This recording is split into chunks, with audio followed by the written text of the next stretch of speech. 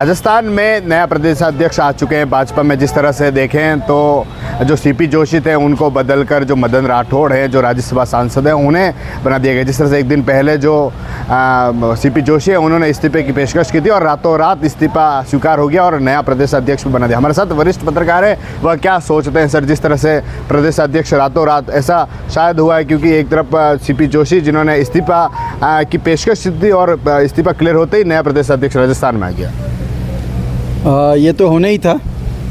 जो परफॉर्मेंस अभी parliament election में भारतीय जनता पार्टी का राजस्थान में जो दिखा था और जो अंदाज़ा लगाया जा रहा था अमित शाह से लेकर सभी लोग जो बोल रहे थे कि 25 में से 25 सीटें राजस्थान में भारतीय जनता पार्टी जीतेगी और उसके विपरीत जो परिणाम आए तो ये साफ तौर पे ये दिख ही रहा था कि कोई फेरबदल होगा, संगठन में भी होगा और अभी ये भी हो सकता है कि कहीं सीएम नहीं बदल जाए। ये जो परफॉर्मेंस जो था वो बिल्कुल भारतीय जनता पार्टी के विपरीत था। ये इतना सोचा ही नहीं था कि इतने नीचे वो 2-3 सीटों का ज़रूर सोच रहे थे कि विपक्ष ले जा सकता है, लेकिन विपक्ष ने काफ़ी ज़ोर लगाया और ये परिणाम आया। और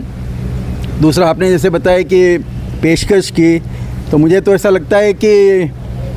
ये भी इसमें भी कुछ हो सकता है कि अगर सीधे अगर किसी को अगर हटाते हैं तो पार्टी की भी इसमें बदनामी होती और पदाधिकारी को भी अच्छा नहीं लगता है। तो हो सकता है कि उन्होंने उस सीपी जोशी जी को प्रधानमंत्री जी ने, अमित शाह ने बुलाया और वहाँ मीटिंग की उसमें, और पेशकश एक नाटकीय मोड़ हो सकता है और ऐसा उन्होंने किया और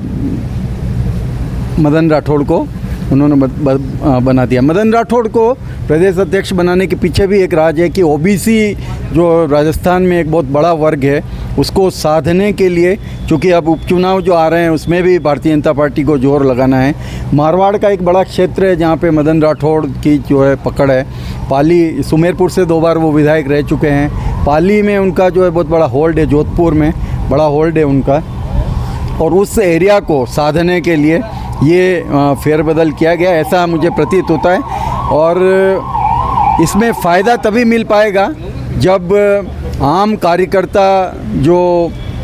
अपनी डिमांड कर रहा है भारतीय जनता पार्टी का, आम कार्यकर्ता जो कह रहा है कि उनकी जो मांग है वो पूरी नहीं हो रही, चाहे भले ही भारतीय जनता पार्टी की सरकार है राजस्थान में, लेकिन कार्यकर्ताओं के काम नहीं हो रहे हैं, कार्यकर्ता अभी भी मायूस है। और दूसरी तरफ बड़ी संख्या में थोक के भाव जो कांग्रेस के लोगों को भारतीय जनता पार्टी में शामिल किया गया, उससे पार्टी का आम कार्यकर्ता ये नाराज़ है। जैसा हम पत्रकारिता में जाते हैं और लोगों से बातचीत करते हैं तो वो अपनी विडंबना, चाहे वो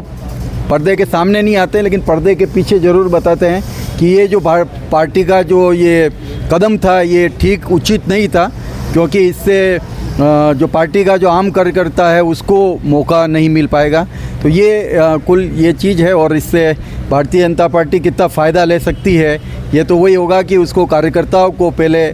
संभालना पड़ेगा, जनता और वोटर तो बाद में। सर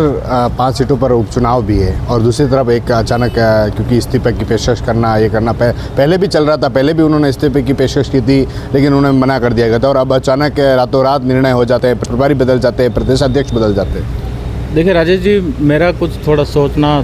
ये है कि सीपी जोशी को प्रदेश अध्यक्ष रहना चाहिए था। सीपी जोशी जी को कारण ये कि उनके प्रदेश अध्यक्ष हटने से मेरा मानना है कि कहीं ना कहीं मेवाड़ में विकास कार्यों की गतिविधि या सेंट्रल गवर्नमेंट से जो परमिशनें और बड़े प्रोजेक्ट्स हैं उसकी एक पैरवी करने वाला हमारे पास एक मजबूत नेता था चित्तौड़ से। जब सीपी जोशी प्रदेश अध्यक्ष थे और राजस्थान में चुनाव होने थे तब हवाएं बहुत उनके खिलाफ थी। इसमें कहा जाए तो चंद्रभान सिंह आक्या ने उनकी काफ़ी खिलाफत की थी, लेकिन सरकार को मतलब पार्टी को जिता कर लाना, सरकार बनाना चंद्रभान सिंह आक्या और सबको अपने पक्ष में करने के बाद 5 साल अच्छी पैरवी करने का एक मौका आया था और उसको सीपी जोशी साहब ने एक अपना इस्तीफ़ा दे के जो भी किया है, तो इसकी कहीं ना कहीं एक वैक्यूम इसका मेरे को मेवाड़ में आगे नज़र आता है कि उसका असर पड़ेगा। दूसरी बात, मदन जी को जो प्रदेश अध्यक्ष बनाया तो कहीं ना कहीं पार्टी ने संघ की पृष्ठभूमि को मजबूत करने का काम किया है, संघ को आगे लाकर एक मैसेज देने की कोशिश की है कि कहीं ना कहीं सरकार को और पार्टी को भी कहीं ना कहीं अनुशासन से बांधने की कोशिश की गई है। निश्चित तौर पे इसका बहुत फ़ायदा मिलेगा और चूंकि सरकार भाजपा की है राजस्थान में, तो आज की तारीख में मेरा ये मानना है कि उपचुनाव में भी बीजेपी अच्छा परफॉर्मेंस करेगी आगे जाके। आप बताएं सर, क्या सोचते हैं जिस तरह से अचानक प्रदेशाध्यक्ष बदलना, पहले ब्राह्मण चेहरा, चर्चा ये थी कि ब्राह्मण चेहरा है, फिर अब ओबीसी चेहरा लाया गया और अब 5 सीटों पर चुनाव भी है, सरकार के लिए एक बड़ा चैलेंज है। राजेश जी, वैसे तो लोकसभा चुनाव के जो परिणाम आए थे उसके बाद से ही सुगबुगाहट शुरू हो गई थी प्रदेश अध्यक्ष को चेंज करने को लेके। ये देरी से आया निर्णय है। हालांकि सीपी जोशी जी ने अच्छा काम किया है निश्चित तौर पे मेवाड़ के लोगों के लिए, लेकिन अब मारवाड़ को प्रतिनिधित्व देने के हिसाब से सुमेरपुर और इस तरफ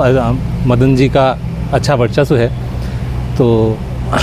लोकसभा चुनाव को मद्देनज़र रखते हुए ये कदम उठाया गया है। हाईकमान का आदेश हो सकता है कि प्रदेश अध्यक्ष की पद की मर्यादा को रखते हुए उनसे इस्तीफा लिया गया हो। तो ये थे उदयपुर के वरिष्ठ पत्रकार, क्योंकि जिस तरह से सीपी जोशी, उनका कहना था कि एक व्यक्ति 2 पद पर नहीं रह सकता, इस कारण उन्होंने इस्तीफे की पेशकश की थी। और जो पत्रकार है, वरिष्ठ पत्रकार, उन्होंने भी अपनी राय रखी कि मारवाड़ है, वागड़ है और ऐसे इलाके, क्योंकि वहाँ पर चुनाव भी है और 5 सीट है और भाजपा अब भी प्रेशर पॉलिटिक्स में है। TV9 के लिए राजेश डांगी।